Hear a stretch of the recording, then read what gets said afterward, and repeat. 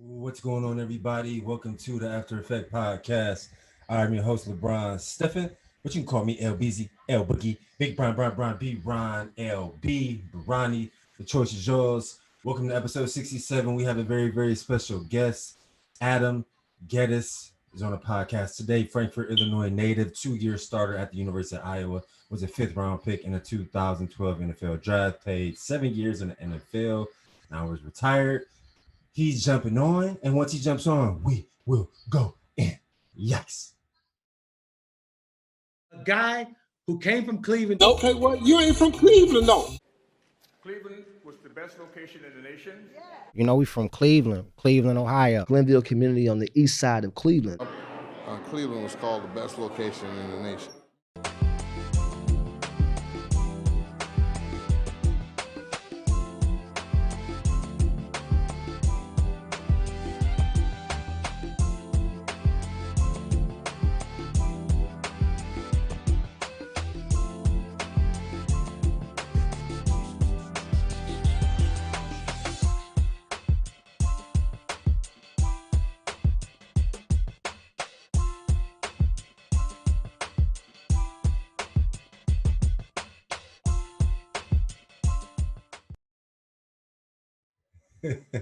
There we go, bet.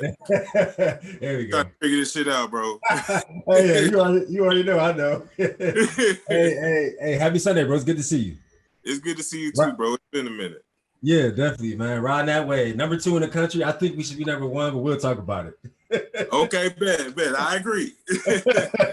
Yeah, man. So this is called the After Effect Podcast Show. I started it last June because it's my belief that all of us athletes, we have a 15 to 20-year relationship with football, basketball, whatever our sport is.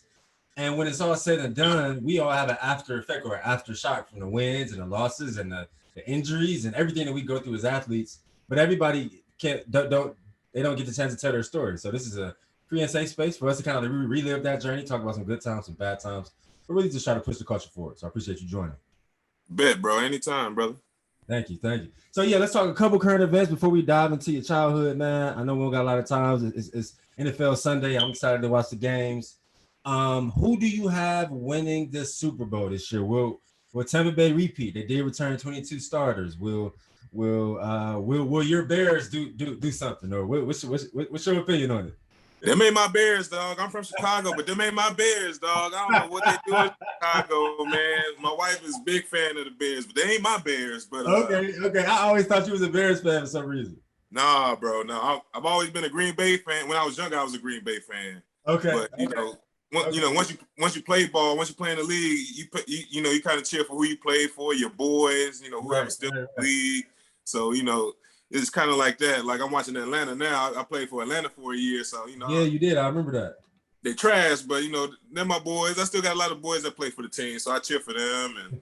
But I think the Bills gonna take it, dog. I don't know. Anytime Tom Brady is playing, they always got a chance to make it all the way. It's Tom Brady. There's nothing you can do about it. Right. But them Bills, bro, I would love to see the Bills in the Super Bowl and just ball out. I think they could do it. Yeah. I mean, they made it to the AFC Championship last year. Now I'm born and raised from Cleveland, so already know it hurt my heart when the Browns lost to the Chiefs last year in the divisional round because I thought if we would have played the Bills in the AFC Championship, we may have had a chance. It's hard to go against Mahomes, but now it's like any defenses can go to that Super Bowl film and watch what the Bucs did to shut Mahomes out. Yes. So, once you get some good film on the team, it's hard for that team to come back and try to do the same thing. You got to kind of pretty much revamp your playbook and get ready for another scheme. So we're gonna see. I think Mahomes gonna have some trouble this year because everybody kind of got the they got the flavor on how to stop him. But yeah, man, like you said, it's impossible to go against the Bucs just because Brady. I mean, he got 7 rings at this point. You can't put a cap on it. He might get 8. He might get 9. He might get 10. Exactly. It could be unlimited, bro. Right. Yeah. You can't put a cap on it. So yeah, it's been some good football, man. Let me ask you this: what's your take on the NIL, name, image, likeness? Players finally are able to profit and monetize off of their name, image, and likeness. I mean, I always tell guys, Shit, they're 10 years late, goddammit. Right. Big facts, man. We would have, man. They 10 years late, but yeah, what's your take on it? Obviously, these guys gotta have business accountants, they gotta have business accounts, they gotta understand what's a tax write-off, things of that nature, so they don't get into any legal troubles. But what's your take on these guys finally be able to? Now, to me, I feel like it's not as much pressure for guys to make it to the NFL, right? If they come from nothing, because they can make money for 5 years through these avenues, and hopefully they have a good circle around them. They're not spending too much, they're saving some, they're investing some. And so now it's not a burden to, oh, if I don't make it to the NFL, what am I going to do now? Like, they have money to kind of start off their life. So what's your take on that? Man, like you said, it's 10 years too late, man. We had a team full of hustlers, man. We would have made a whole bunch of money if we had that opportunity. But it's great for the kids, man. I say kids, but it's great for them young men. They're gonna, if you do it right, you're gonna make a lot of money. Like I said, we had some hustlers when we were coming up. If they do it right, they can make a lot of money right now. And it, for the guys that do make it to the league, it'll help them understand how to manage their money now rather than you they have that experience already. Yeah. Right. You want to get to the league and you're like, all right, I got a business guy, I got a money guy, but I don't know what to do. Right. And there's a lot of guys like that. I'm telling you, it's a lot of guys in the league that really don't know how to manage their money. They're not writing their own checks. That's so true. That's so true, bro. That's a good point. Man, it's good that they learn early rather than later. I was reading that, I think it's a kid in Texas, a quarterback in Texas. He's foregoing his senior year, and I think he's transferring to some big school, I guess, but so he can do the NIL. Okay. And I forgot what company gave him $1.5 million, and they gave him a free Dodge Ram. I saw a few basketball players that signed NIL deals in high school. I haven't seen any football, so that's interesting. It's crazy now, man. These guys are in college too, are signing deals before they even make any plays on the field with the team. It's crazy. It's crazy. Like I said, the boy. So I think he's the number 1 or number 2 player. He's the number 1 quarterback this year. Okay. Coming out of high school, and the boy's a millionaire before he get out of high school, bro. So I mean, salute to him. But like you said, man, it's 10 years too late. And like you said, we was hustlers. We found ways to make money for what the culture was, from 2007 to 2011. But man, it's so different now. Like, from the transfer portal to name and image likeness to monetizing this, monetizing that. It's crazy. But it makes my heart smile. It definitely makes me happy to see that NCAA football in general is developing and is growing and not staying the same. So definitely. I definitely love to see that, man. Last question, bro. How did you find yourself having to grow in 2020? I mean, obviously, we're in the fourth quarter of 2021, but I can't. I'll be remiss, if I didn't talk about it, man. We've never walked through a coronavirus pandemic. We've never had to wear masks. The world has never had to shut down. So how did you find yourself having to grow, as a husband, as a father, as a Black man, during 2020, during the pandemic, and now we're kind of on the other side, but it's still really prevalent, in our daily lives. You still got to wear masks in certain places, whether you're vaccinated or not. So how did you find yourself having to grow in those different aspects? It was crazy because 2019, I was with the Falcons. I got cut right after preseason, and I was still willing to play, tried out for a couple teams, and then COVID started kind of creeping in. I got sick in December. Okay. I don't know if it was COVID or not, because they weren't really saying COVID this, COVID that. At the time, I'm just like, damn, I'm sick. 2 days I was out of it for 2 days. I don't know what it was. Okay. And then 3 months later, they was like, all right, if you get sick or you start feeling this and this and this, that's COVID. I'm like, I might have had COVID. Right before. Like, that's the same thing happened to my sister. Yeah. See, and it was like, I don't know what's going on. So I'm like, shoot, okay, so, I tried out for a couple teams, wasn't really feeling football no more. So I said, okay, bet, I'm gonna retire. I'm gonna focus on my family, and then COVID hit. So I'm like, well, it's kind of perfect because I'm able to sit at segue kind of. Right. So I was able to sit at home with my son. He's 2 years old. At the time, he was like 1.5. So I was able to sit with him every day and be with him. We work on stuff every day. And then my wife is still working. She's a nurse at the hospital out here. So she had to go in, come in and out. She's working with COVID patients every day. And so it's been real crazy. They actually both had COVID. My son had COVID. He tested positive. My wife had COVID. She tested positive. But they can't. Got out of it. Thank God. I didn't test positive. I don't know how, but they came out good. And how did that make you feel, just as a leader of your family? I'm sure just the uncertainties of like even just making normal runs, like to the grocery store to get gas, making sure you're not anywhere too long because you don't know who you're around that may have it or may have symptoms. I mean, obviously still wearing a mask, but seeing the two people in your household get it, like, did you feel any pressure? Did you feel any anxiety? Did you like what was the feels when you was walking through that? Oh yeah, you go through the whole gambit. You just want your family to be okay. As a man, you just want your family to be straight at the end of the day. My wife was hurting. She had lung problems and everything, and it was just crazy to see her like that. You don't want to see a significant other like that. Never, my son, he was just walking around with a runny nose, so really he was straight. He got the best immune system out of all of us. okay. But that's good. That's good that he's a trooper like that. Right. But like you said, your mindset changes on just how you run every day. You kind of cherish every moment because you don't know what's gonna happen. You see people still dying and passing away from COVID. So it changes your mindset. And you want to make every day like the last, and that's kind of how I been every day. Yeah, I totally agree. I mean, luckily I didn't have anyone in my family pass, with my twin sister. She caught COVID and her symptoms were heavy. Like she was down for about a week. So luckily, we were able to work together and just send her a bunch of remedies and things that she could do. But it really affected her. So seeing that it's a real thing, man. That was it was a lot to go through, man. But luckily we got through it. Yeah. So yeah, bro, let's dive into your childhood, man. Frankfort, Illinois native. Paint me a picture on what it was like growing up in the 90s. I mean, I always feel old when I say this. I guess we are kind of getting old a little bit. But we grew up in a different world, man. We didn't have the internet. I mean, the internet came out in like 98.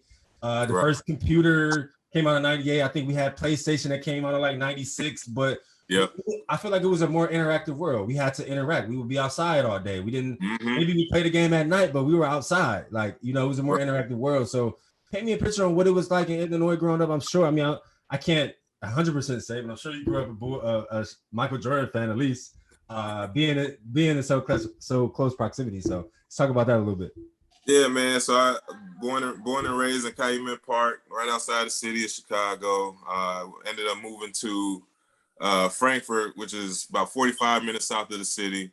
Okay. Just to kind of get away from that lifestyle. My parents really did their thing when it came to that. They wanted me to not be around that kind of stuff. So moved about 45 minutes. They don't call it Chirac for nothing. So yeah, exactly. That was a good move. Salute to your parents. We moved when I was 7th, 8th grade. Just got a better environment. Went to one of the best schools in Illinois. They weren't really known for football or anything. They were just a good academic school. Right. And I went from I did go to a private school growing up. Just like I said, they try to keep me out of all that stuff. And I get to that curriculum and I'm like, I was an A-B student. Now I'm getting C's and D's. I'm like, what is going on? Yeah, it was a different beast. Yeah, different beast, bro. I never seen. I didn't know what fractions was at the time. I'm like, bro, this is crazy. Right. But I've been very blessed. My parents really held it down for me. And like you said, as kids, it's more interactive. We used to go out and we used to be out till the street lights come on. It didn't matter as long as you with people that your family know you straight. Exactly. So I used to be out till 7, 8, 9 o'clock playing basketball outside, baseball, Foursquare. Right. We was outside doing our thing, so I do kind of miss that. I really want my son to, to kind of have that lifestyle more than just being on the iPad or, playing video games and stuff all day. But I'm sure that's a hard balance with so much technology out now. You know what I mean? But I'm surprised, technology has really helped him, which is crazy. Like they got YouTube Kids. And I still monitor all that stuff. I don't, of course. The internet is crazy. I don't care if it's kids, really babies, the internet is crazy. But he's learned so much stuff just from, watching certain shows like Blippi and Baby First and, Disney Junior and all this. Shoot, this boy is smart. Technology does help. I would say technology does help. Oh yeah, definitely. As long as it's used the right way. So yeah, right. I'm sure you're monitoring it. So fast forward, man, I always tell guys, for any like elite athlete, you kind of know when that light switch hits on. And for me, it was like 10th grade. You start to kind of notice that you're better, a lot better than the competition, than the guys that you're playing. Those college letters started to come in, and then those offers started coming. Then the whole recruiting process starts, and then you eventually get recruited and go on visits and pick a school. But that light switch hit on for me for about 10th grade. So just talk about when that light switch kind of hit on for you, and you start kind of see that, hey, maybe I can actually like go to school for free doing this. And then talk about just your recruiting process in general. So I didn't even play football till I got to high school, and I didn't want to play football when I got to high school. The high school football coach came up to me. I was like 6'3", like 6'2", 6'3", 260 as an incoming freshman. The coach come up to me. He was like, "You want to play football?" I was like, I kind of want to bowl. I was a bowler and a basketball player. All kids from Chicago play basketball. That's what we do. Of course. I'm gonna play basketball. I'm gonna bowl. He was like, No, you gonna sign up for football. Your boys are doing it, so you might as well do it too. I said, all right, man. Okay. So that's how I started playing football. Wow, so you didn't start playing until 14? Yeah, I didn't start playing until 14, and I fell in love with it right away. I was I was one of the bigger kids. And I went to a big high school. My high school had 4,400 kids. Okay. So we had a lot of talent. I wasn't the only big kid. The biggest kid we had was 6'6", 320 pounds. So we had monsters on the team. Right. So it wasn't like I was the only monster on the team. But my freshman year, I played D tackle, defensive end. That's kind of when I knew, all right, I'm actually decent at football and I can go out here. Yeah. Eat these kids up, man. Right. Okay. So I didn't play O-line until my sophomore year. So right before sophomore year, the starting center for the varsity team got hurt. And the coach was like, we want you to come to varsity. I said, okay, cool. I get to play D-line, right? He was like, no, you're going to play center. I'm like, I don't know nothing about center. It's only my second year playing football. What's going on? We a big time school in Illinois. Right. He was like, well, I don't know what you're going to do, but you're going to play center, and I'm going to teach you how to play center, and you're going to be good at it. I was like, all right, let's give it a try. Right. So that year, we go all the way to the semifinals, and we lose in the semifinals to, I forgot what team it was. But after that season, or actually after that game, my offensive line coach came up to me and was like, you're a hell of a player. You can make this your job one day. I'm like, what? Right.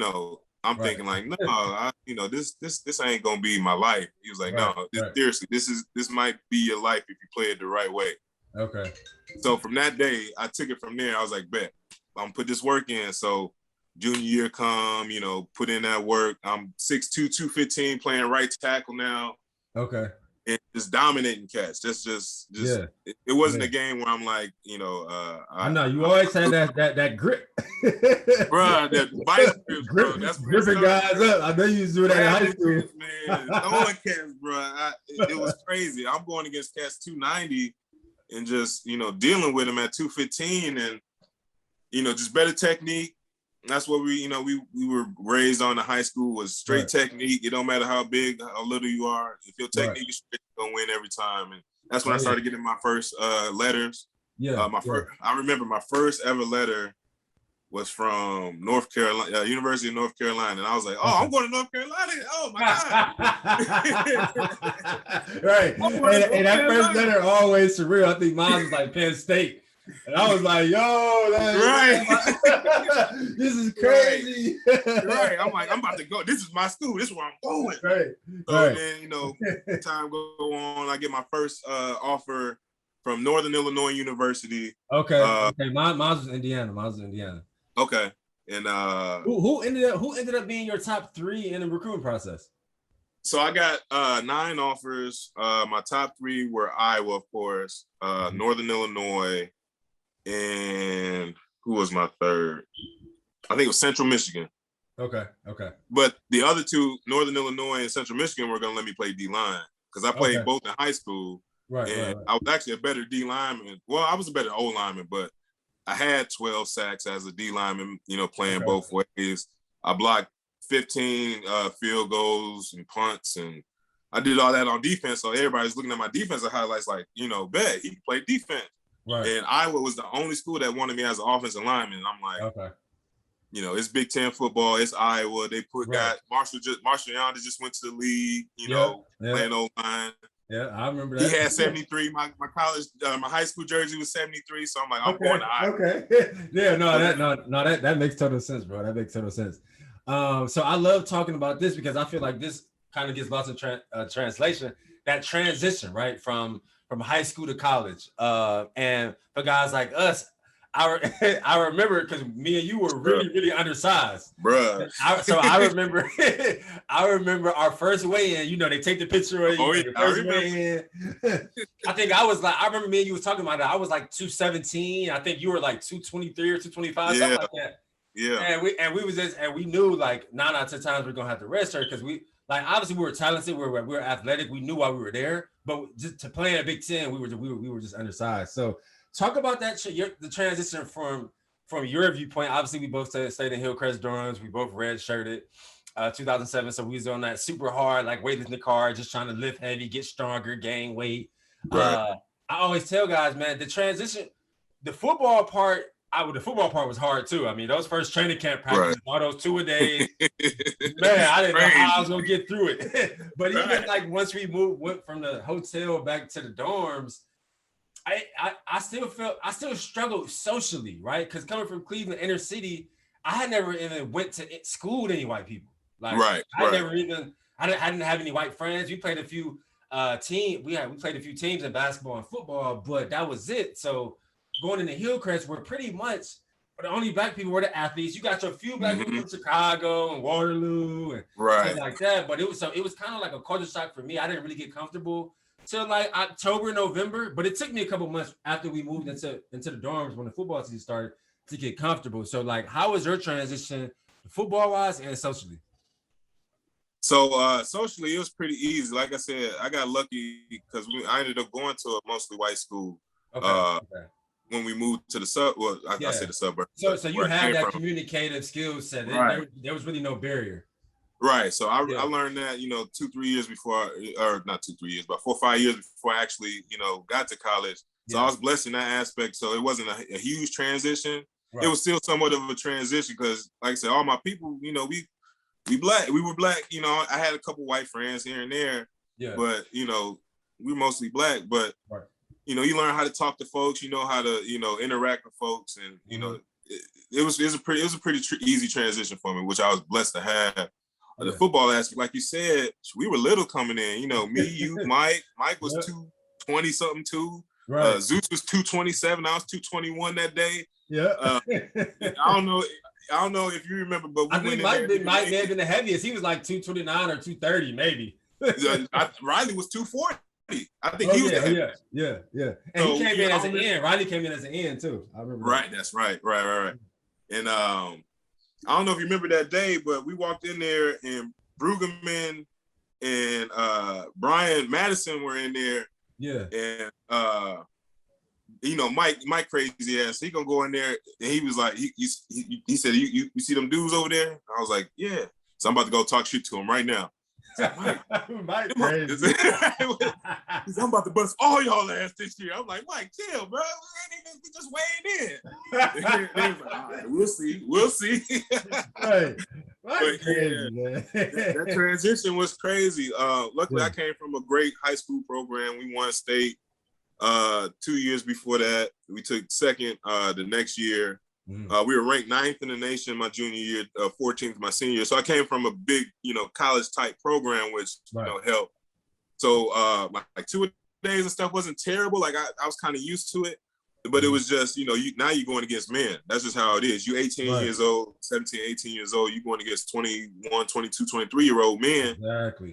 That had been in the program for years, squatting 580, 600. Right. Cleaning 380, 400. I mean, right. They were monsters when we was freshmen, man. Right, so, right. And it's crazy because I feel like we all came in. I think our class was a gym because we had a lot of ballers in our class, and I feel like we all came in more advanced. We was already pretty strong and explosive and all that stuff, but it's Big Ten football. It's just different. Like you see a guy, you think you strong, and you see a guy squatting 585 for 5 reps. You see a guy cleaning 350 Yeah, he get 5, then they stop him. Like you see, then you see that it's like, oh shit, like okay, yeah, this is right. This is different.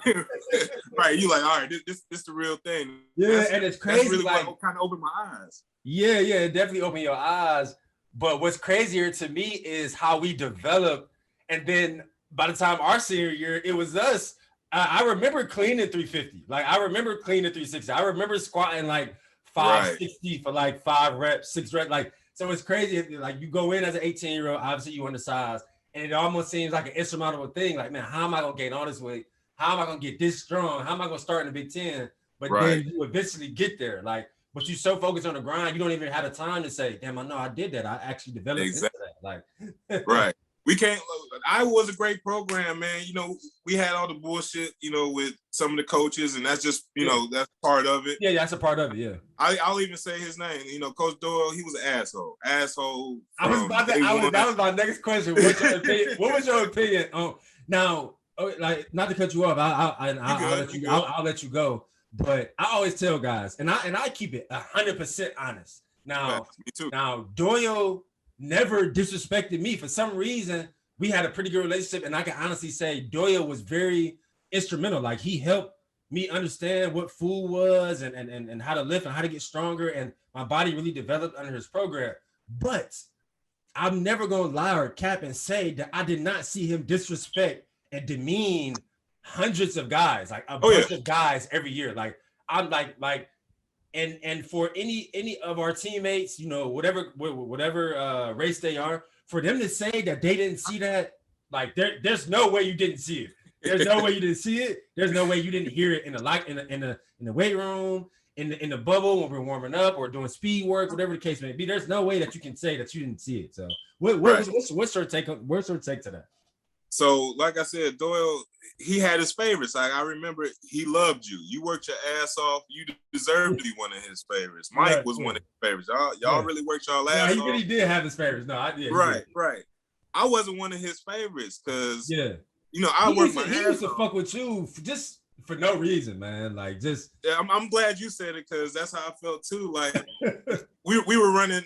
We were doing a DJK run. You remember the DJK run? We had to run like 2040s or something like that. Yeah. So I'm running. I'm beating all the old linemen, but you know I run different. I'm just built a little different. Everybody's different. Yeah. So I'm not running with my arms. You know that's just how I've been running like that since forever. Yeah. So he said, Gettis, run with your arms behind your back. I'm like, why? Like we running these. It's like if you're not gonna use your arms, just don't use your arms at all.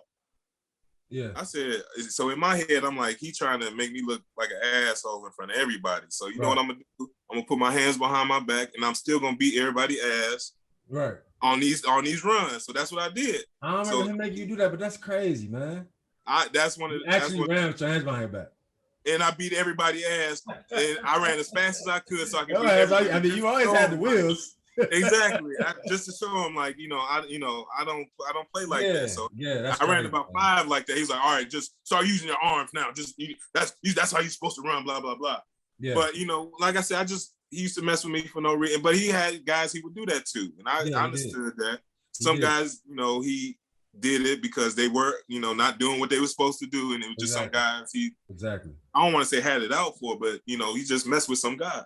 Yeah. But at the end of the day, he's still one of the best strength coaches in the world. That's undeniable. I think that one thing that I say, and I'm always honest. It was some of those coaches, and I could say Rick Kaczynski, and like you said, Chris Doyle to some players.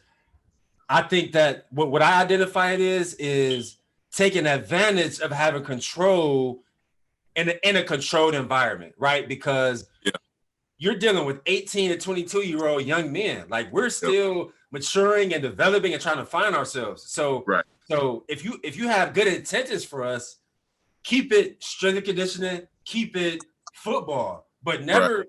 I feel like both of them took it over the line when saying like personal things to guys, demeaning things to guys, where it's like you can't pop off because you're gonna look like the bad guy, and you're trying to get to the NFL, you're trying to graduate, you're trying to hit those goals. So and they know that. So they know they can damn near say whatever the hell they want to say, and we're not going to be able to do anything. We're not going to be able to retaliate because ultimately they have the control. Right. But some coaches can't handle that, like, or take advantage of being in that controlled environment. And that's what I thought that they did, and that's what I really didn't appreciate about the experience. That those things tarnish the Iowa experience for me, even though we had great teams and great years and some amazing teammates and all of those things. But those things, like, it will tarnish your experience a little bit. Yeah, you got unlucky. You got the D-line coach Rick Kaczynski. You had Coach K. You had the crazy Coach K. He was the backup O-line or the assistant O-line coach our freshman year. So I had Rick, and Rick used to work, but he was real cool. He wasn't the Rick that we know, the D-line Rick. Okay. So but I was when he went to D-line, he played offensive line. He played offensive line, so right. Of course he's gonna be tight with the offensive line, but when he switched to D-line, he just became an asshole. That's true. That's true. But I got blessed. I had Coach Morgan, who was, to this day, I thank him. I try to give him a call at least once. Amazing coach.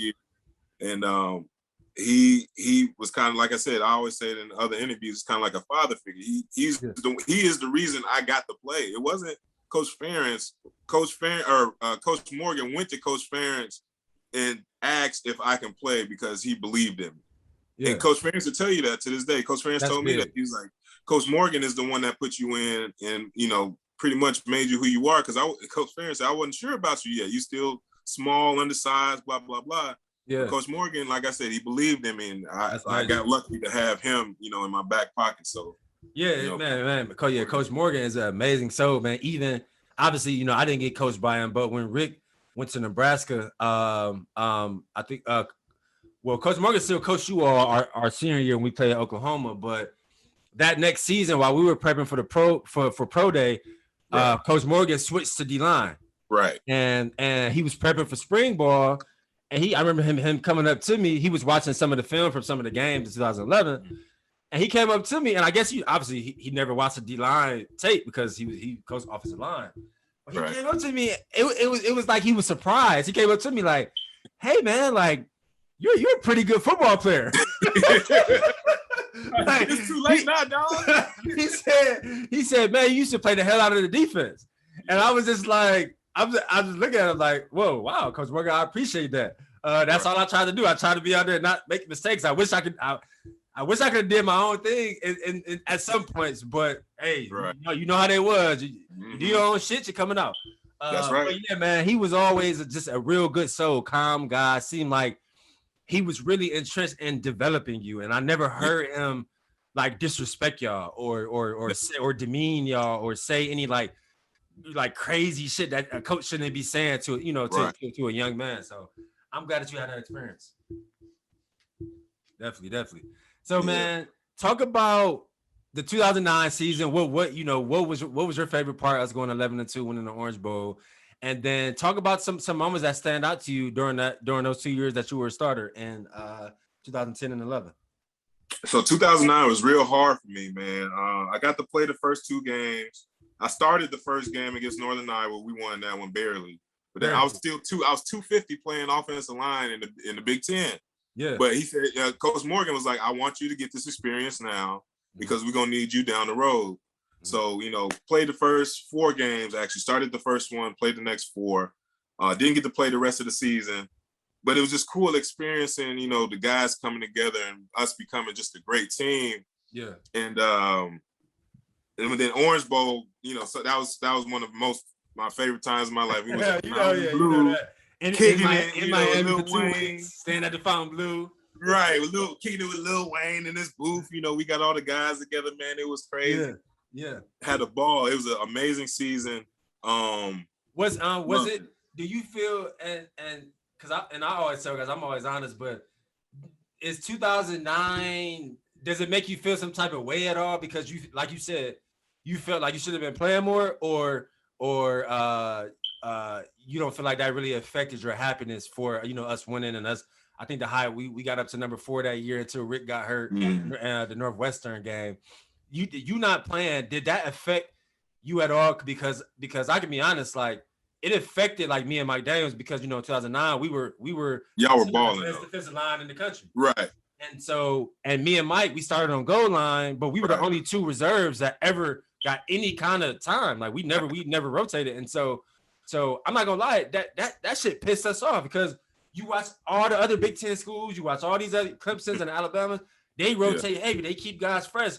Reserves are getting snaps, like, and so, and like it wasn't like Klug or Claiborne or Ballard or Benz weren't advocates for it. They wanted to come out and get it. So I can say that definitely had us feeling some type of way. Obviously, we still was happy that we were winning. We would still get some snaps on goal line here and there, but we just felt like we should have been playing more. So did that make you feel some type of way at all that season, or you ultimately was just happy for the team's success? O-line is different. We don't rotate. So it's hard to rotate. And we had guys that were, going to the league. I think 3 out of those 5 guys were going to the league. So it was like, all right, bet. Yeah. So the 09 season, I was like, okay, I get it.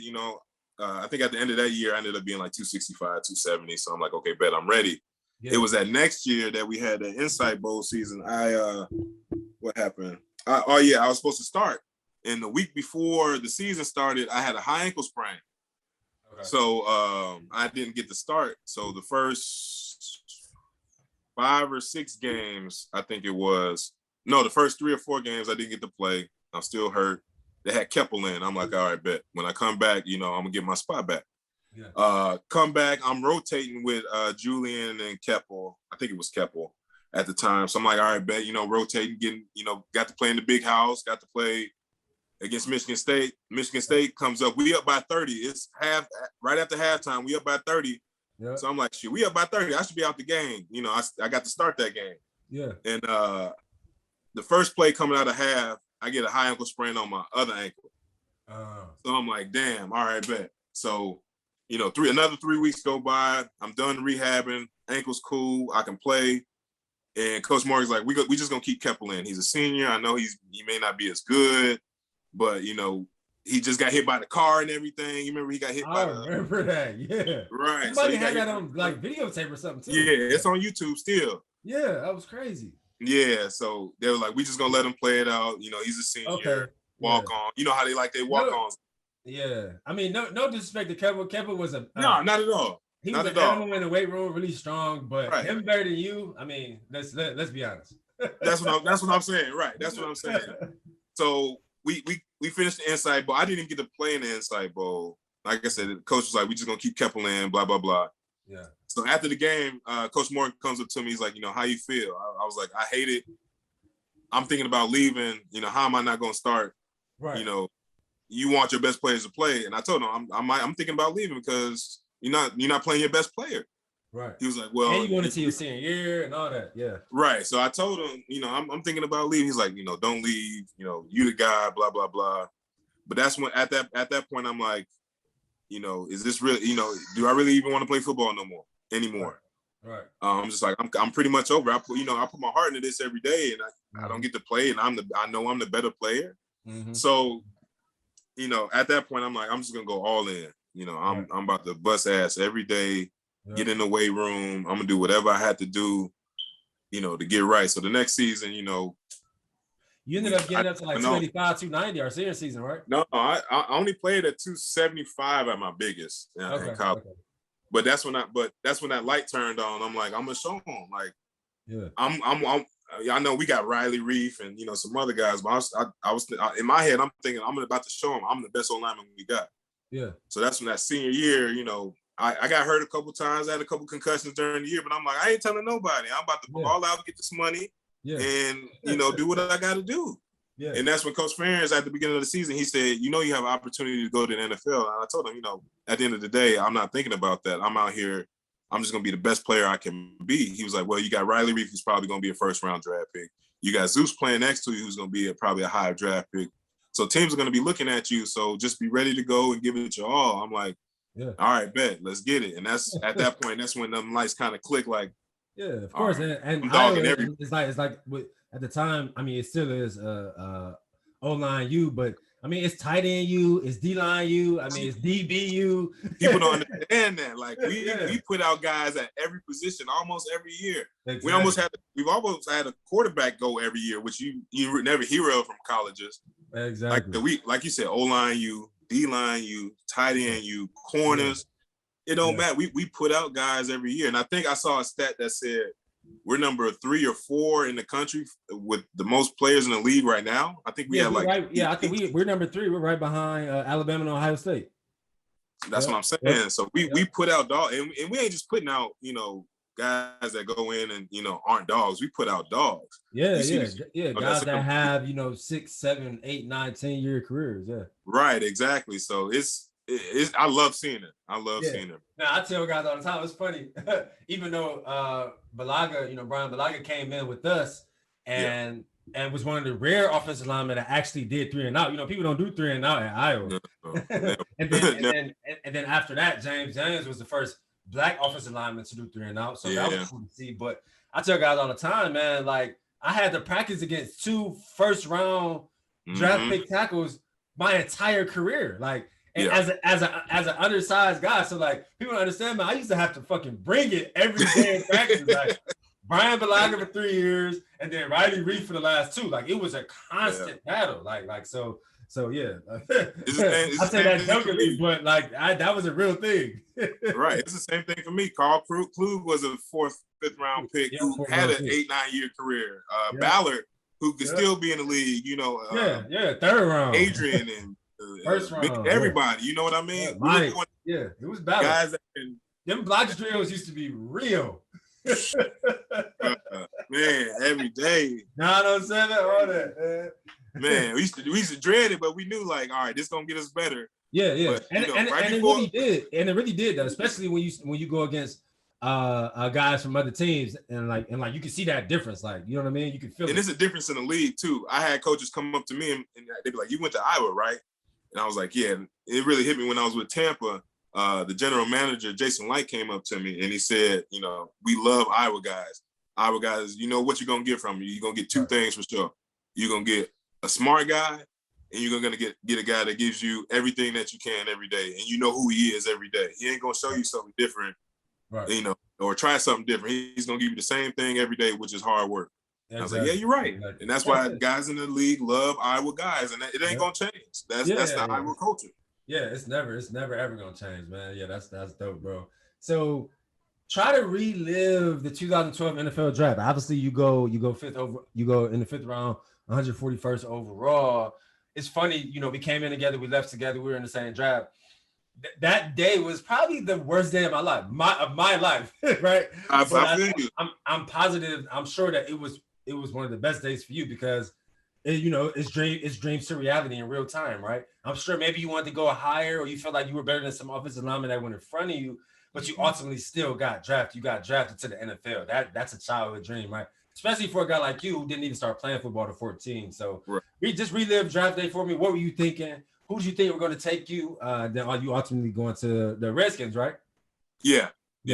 Even before that, I wasn't supposed to get drafted. I had Coach Doyle, you know, he pulled us to the side, you know, brought us to the office, and he asked all the guys, "Are you going to stay here and train?" Yeah, I remember that. So he pulled me into the office, and I said, "No, I'm not going to stay here and train. I already got a guy that's kind of setting up what I'm going to do after the bowl game." So he told me, "You know, I'm going to kick it to you straight." He said, "You're a good player, but you're not that great. You're undersized. You're probably not going to get drafted." He said, 90% of it, you're not going to get drafted.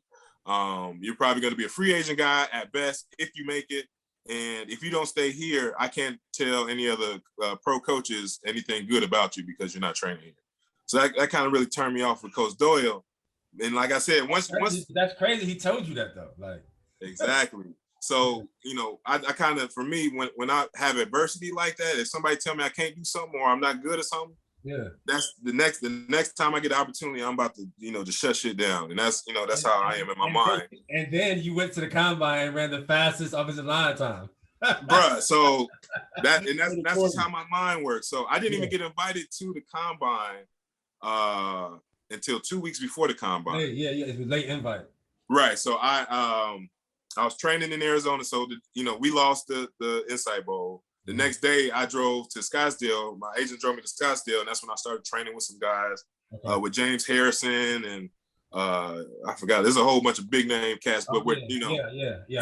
That's where James trained. That's where I trained at. Yeah, and they get you right. I wish all my dogs would have went with me because they get you right. And I put this out there. Workouts are crazy.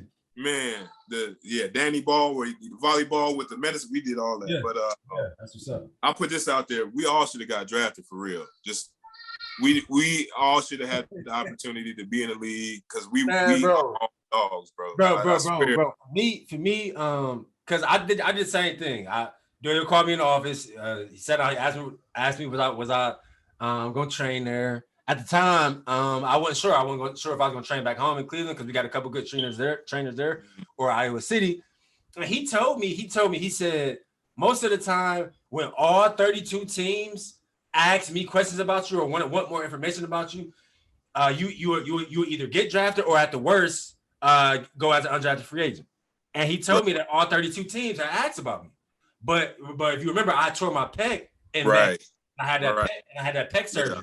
So going into our senior year, that was a big thing. Like they knew I backed up Claiborne for all those years, but they knew I was coming off an injury.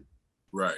But he told me, like, if you test well, all these kinds of things, like you would still at the worst, you would be an undrafted free agent. And to be honest, I'm like, cool. Like I'm like, I just want an opportunity. Like all I need is opportunity. I'm gonna go in and ball, but I just need opportunity. And yeah, man. So to be, I believe I was the only senior guy, man, that didn't get an opportunity. Not even like a mini cap invite. I think Nardo, shout out to Nardo. I think he got a mini cap. He got a mini cap invite. The Vikings, I think.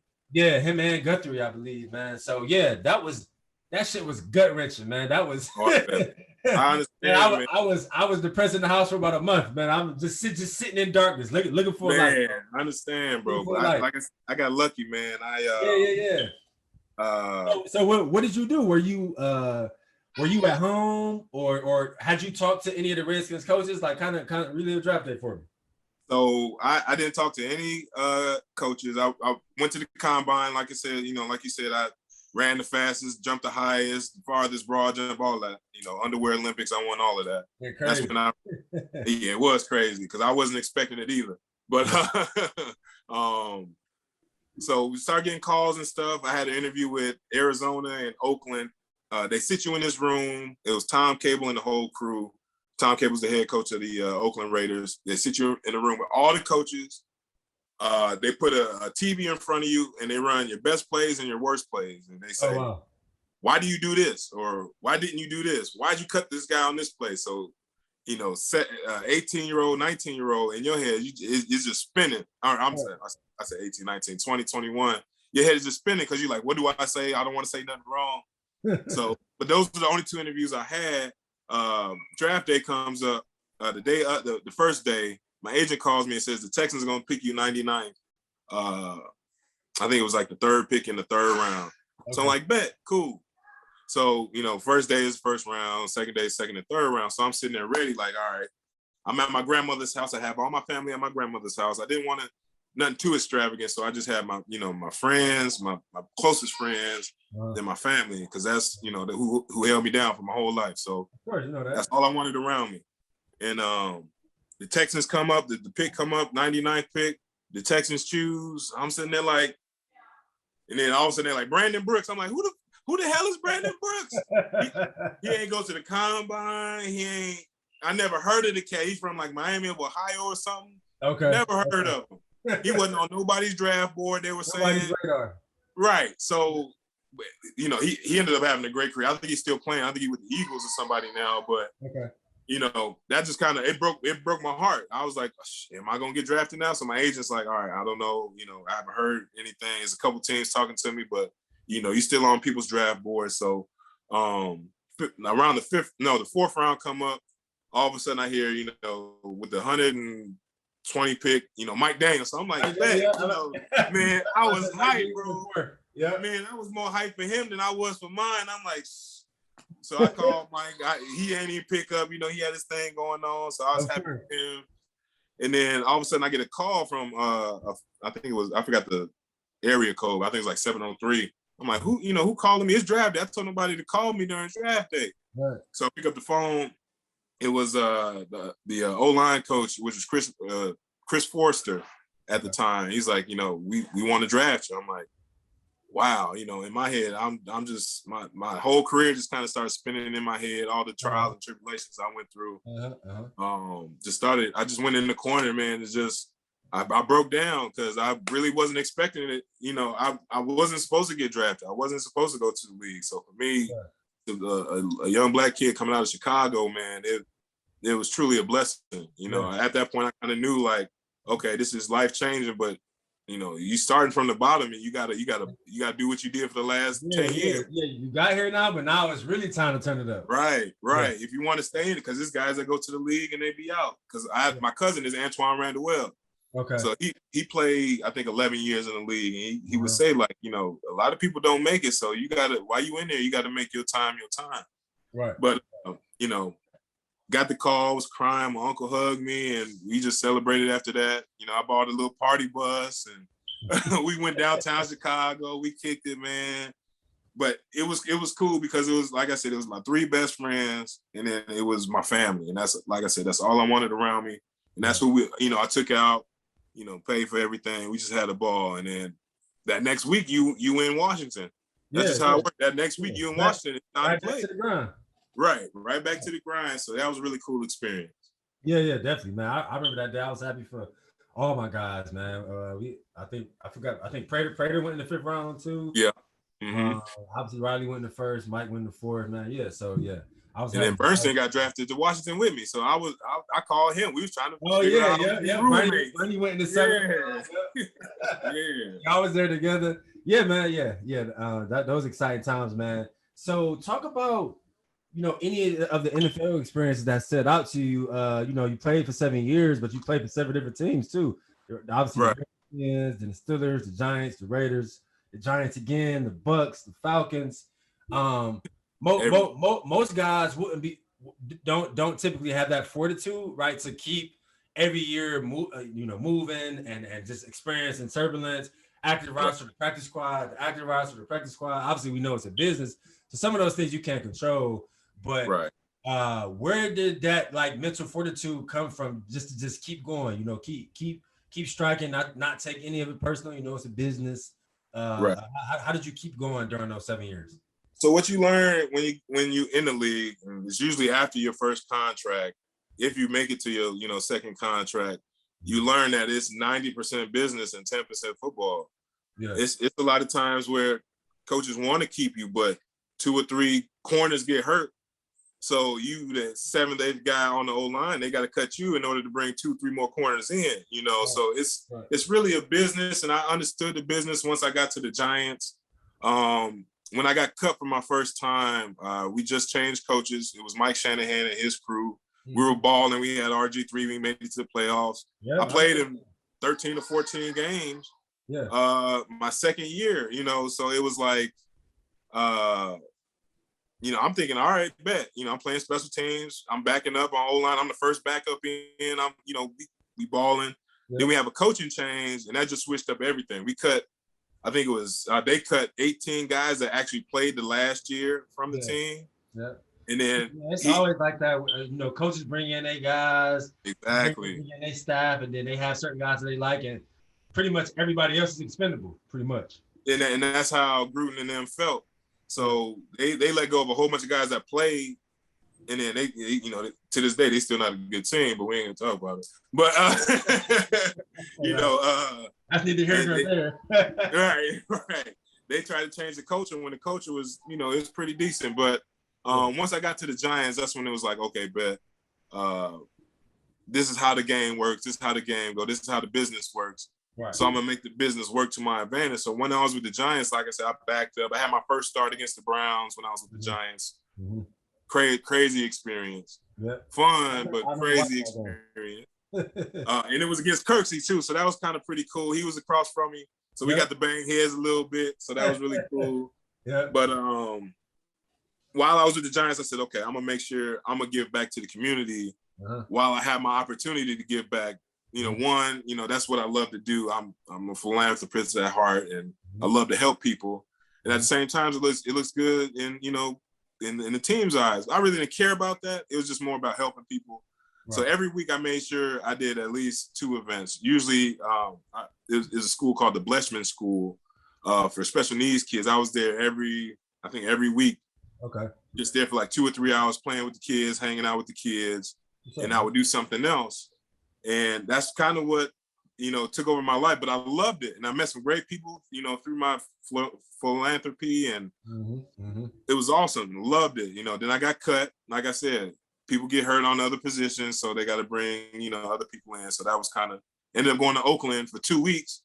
The old lineman for the Giants got hurt. He broke his toe. Okay. So then you went back. Then I went back. So he do ESPN and stuff now. I can't think of his name, but broke his toe. And Jeff Schwartz, that's who it was, Jeff Schwartz. Okay. So came back, played a little bit. So that was that experience. And then in 2017, I broke my toe, which was crazy. Never really got a broken anything. So that was my first experience with that. Yeah. Came back. No joke. No joke. And when you're in the league, it's exacerbated even more. Like when I was with Steelers, because I got cut from the Redskins with the Steelers, I pretty much tore my hamstring, partially tore my hamstring. And they were telling me, you're on practice squad right now. If we cut you, we're going to bring somebody else in. So we can tape this up right now, and you go out there and at least hobble and try to do your thing, or we just going to cut you and bring somebody else in. So I'm like, take that thing up. So I played, on practice squad for 2-3 weeks with a partially torn hamstring. But it ended up being straight, but it's that business. That's that business, and that's just how it goes. And you learn it. Like I said, use it to your advantage too. And like I said, I got cut from the Giants. Then I went to the Bucks at the end of that season, that 2018 season. Ended up making the team with the Bucks that next year. I actually tore my bicep. It's still torn. I tore it in the first preseason game of the year. And the same thing. It was like, we can cut you, or you can, take this thing up and, and go play. Yeah. And I had Jason Light tell me, if you keep doing what you're doing, you're a great center for us. You're the backup center and guard. You're going to make this team. So I said, all right, just tape that thing up and let's go. So I ended up making the team. You're right. Got to go to 2 games. Went to New Orleans, and I forgot. I think it was a home game. Okay. I got cut again because they had three corners and safeties get hurt in the first 2 games. I'm like, damn, y'all got to help me out. Yeah. It's always like this. Y'all got to help me out. Yeah. Atlanta picked me up that next season, and then I was just old, man. Once you get to a certain age, and you going against 21, 22-year-olds, you lose a step, and that's just how it was. I can't blame it on nothing else. I just didn't have what I had, 3-4 years ago, and that's when I knew it was like it's over. Yeah, that's just Father Time. That's Father Time. Right, exactly. Ain't nothing you can do. And definitely, man. So that's a perfect segue. Just 2 more questions. Talk about the day you knew, that you were done with the game, right? You started playing at 14. So you had almost a 15-year relationship with football. Was it a good time? Was it a period where you knew, okay, it's over with, and okay, I'm gonna transition to the next thing? Did you have any mixed emotions? Was it just an easy transition? Because I've interviewed some guys and they say it was an easy transition. They knew they wanted to get into coaching, or they knew what kind of job they wanted to get out after football. And then I know some guys who struggle, who or didn't really know what they wanted to do, after football, because they had been doing it for so long. So how was that for you? The day I knew I didn't want to play football no more is probably that time I got cut from the Redskins. I'm like, I kind of really don't want to play football no more. Yeah. But then when I went to Pittsburgh, they have a culture where, if you go out and ball every day, you are going to get rewarded. And that's all I wanted. And that really sparked my love for football again. I got you. That culture really changed my perception on football. I haven't loved football like that in a long time. College kind of, it beat me up a little bit. Getting cut beat me up. But when I went to Steelers, it changed. And it was like, all right, bet if I ball, I'm gonna get paid. And that's their culture there. And I love that. Right. So that was kind of my where I got my love back. But then once I got to the Atlanta, it was just kind of like it was a great culture there, great coaches, great people. But like I said, once you start losing that step, and something. It was a couple things I just kind of didn't like. Feeling like, Right. Some of the coaching styles, I was like, I ain't feeling this no more. So I was like, I'd rather retire. You know, I've been blessed. I got, you know, some money. You know, I've been blessed. So I'm like, okay, I can be done. And once I had my son, because I missed the first preseason game because just got pregnant. Wife was in the hospital, so I'm like, I bet let's, you know, had a baby. And once I saw that baby boy, man, it was like, no, it's over with. I don't want to play no more. Yeah, I want to make sure his life is right. You want to make sure you're there for him, and right, and be at everything, like his first walks, and you know his trials. And wanted to do all of that, so that was my main focus. But the transition, soccer, football games, and all that. Right, exactly, right. So, but the transition it hasn't been terrible. The NFL has a whole bunch of programs that helps you, you know, get through, you know, the transition, mental stuff. They have job programs and things of that sort. So that's been really helpful. I've been, you know, looking at jobs here and there. I know what I want to do. I want to work in player development, kind of like how Chick was for us. Right. And I still talk to Chick. Chick is in Tennessee. He's with the Titans. So we kept some communication, and I'm trying to get to that level, you know, the pro level. But you know, it's one job at every school, so it's tough, you know. So you know, just trying to keep it's only so many of those jobs in the United States. Exactly. So trying to get my foot in the door with some of these colleges, and you know, talking to folks and get my name out there. Like I said, I've been blessed, so I've been able to be at home, and you know, my wife's a nurse, you know, so I've been blessed to kind of be able to chill for a little bit. But I really want to get out and, you know, start making, you know, some good money again. But at the same time, we've been blessed to have people like Chick that kind of sit us down and be like, all right, bet, you know, this is this. And then the pros, I had some great player development guys that really kept my head in the game, and I want to give that back to some other, you know, players. So that's Broderick did that. Broderick actually replaced Chick at University of Iowa when Chick went to Tennessee. Broderick replaced Chick, and now Broderick is like the director of diversity, equity, and inclusion there. And I'm not sure who replaced him as player development. I'm not sure who replaced him. I'm not sure either. Yeah. But hey, if they want to give me a call, man, I really don't want to leave Houston. I'm in Houston now, but man, you ain't gotta do it. Snow is hot. Exactly. I love it. I don't want to. It's gonna be hard to leave there to go somewhere potentially cold. Exactly. So I'm like, you know, but there's a whole bunch of schools out here in Houston, and you know, the Texans got a team. So you know, just like I said, just trying to get my foot in the door. Whatever happens, happens. Definitely. I've been blessed. So I've been chilling. I've really been chilling with my. So okay. Happy. Yeah. I'm real. Well, yeah, man. I'm super happy for you, man. I'm sure one of those opportunities will come up, man. I mean, for me, my transition was different. I played arena football when I was 24, 2013, and I played again 2017 when I was 27. And that's when I knew I was 27 going to 28. Yeah. And I played 10 games. And after one game, when I say I couldn't hardly walk, like I'm talking about like to the bathroom.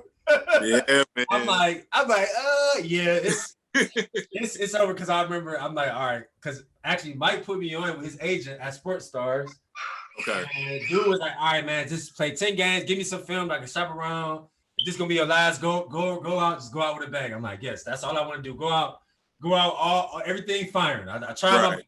I played my 10 games, got on that film, reached out to Kirksey. Kirksey actually put me in contact with the linebackers coach for the Browns. You know, they watched my film, and it was crazy. They was like, man, well, we like you. Like, you know, you're a hell of a player, but we could probably either get that or less than that from a 21-year-old, and then we can eventually develop him into what you are at 23, 24.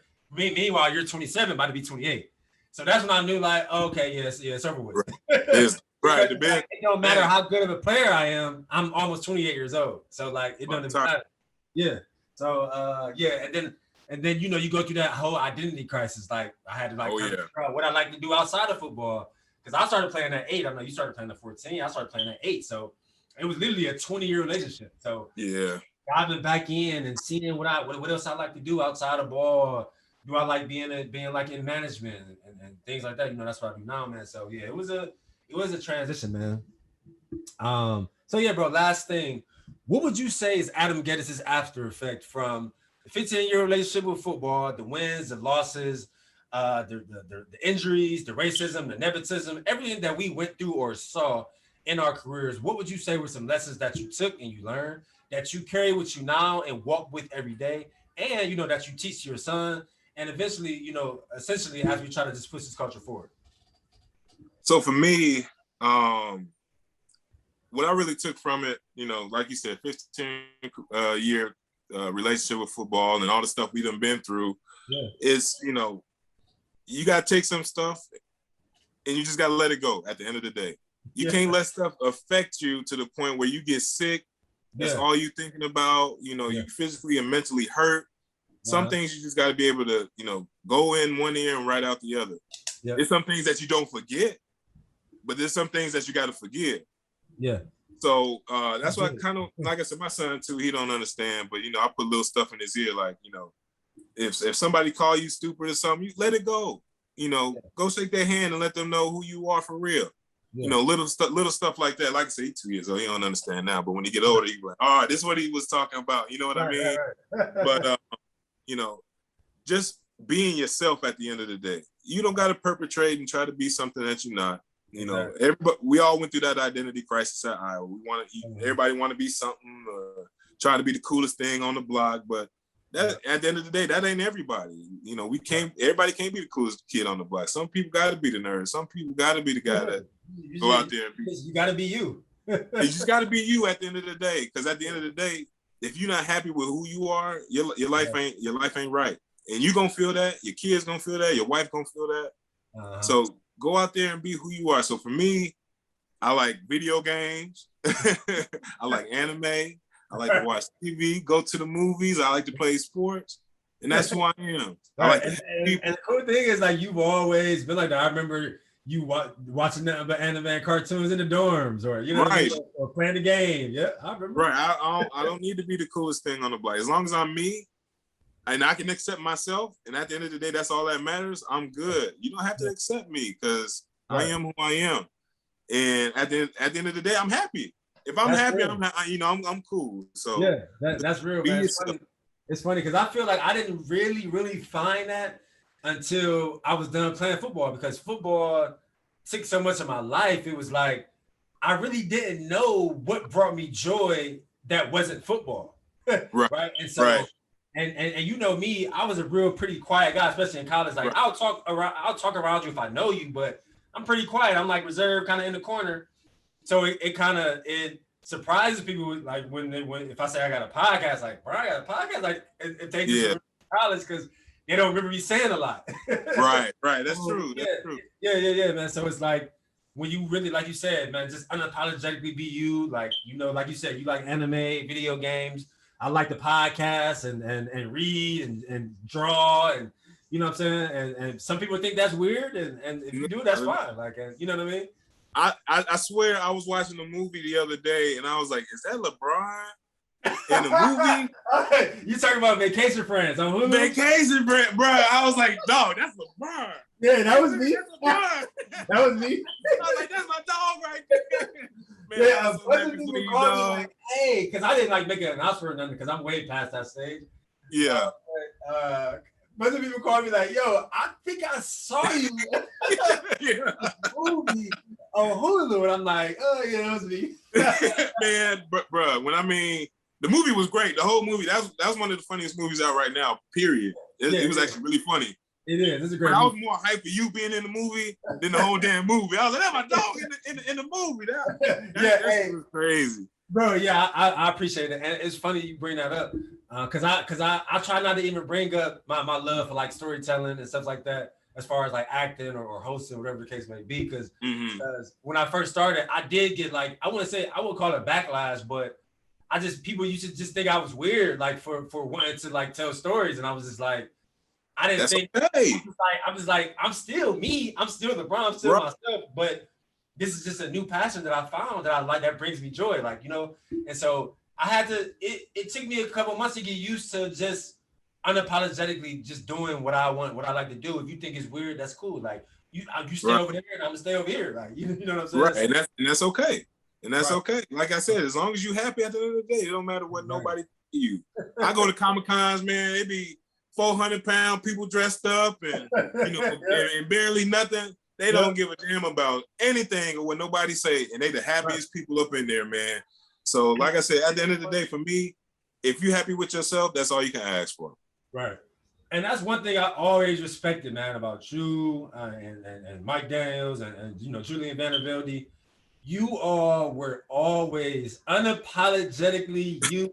Everyone knew that you all were in anime, video games, technology, and from the day I met you all, even when we lived in the dorms before we moved off campus, before we became starters, before we became men, I just remember you and your circle was always like unapologetically you. And that's one thing as we got older now that I can really, really, really respect. I appreciate that, bro. I really appreciate that. Yeah, definitely, man. Well, yeah, bro, that's all I had. I appreciate you carving out the time, man.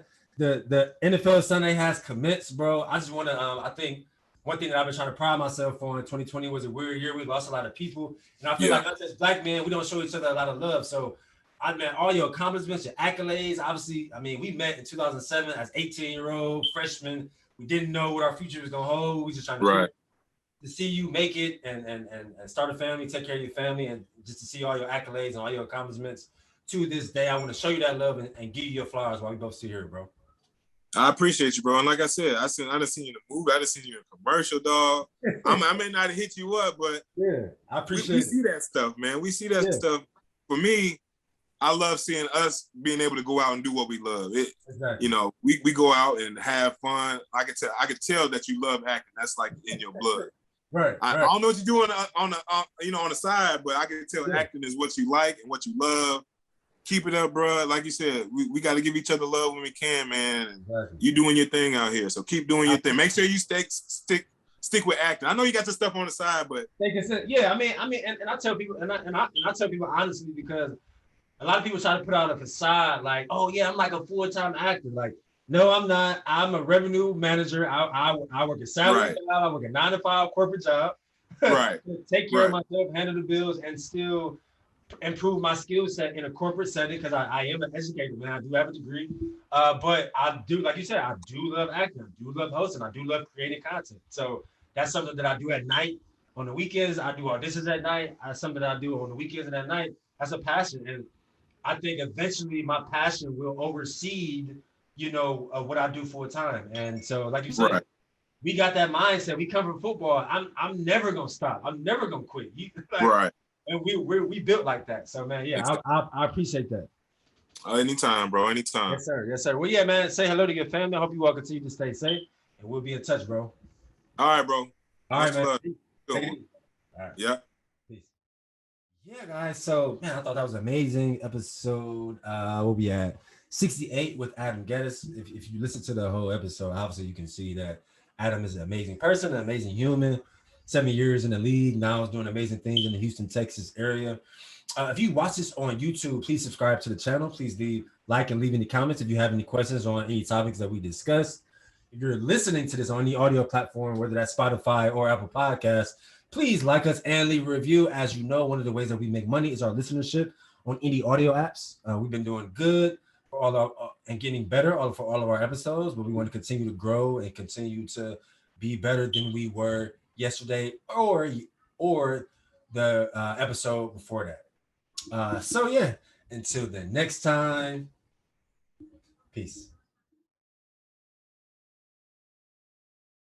Subscribe to LeBron Daniel TV, but you already knew that, where we dig deep and find our hustle, and every single day we are better than yesterday. Subscribe.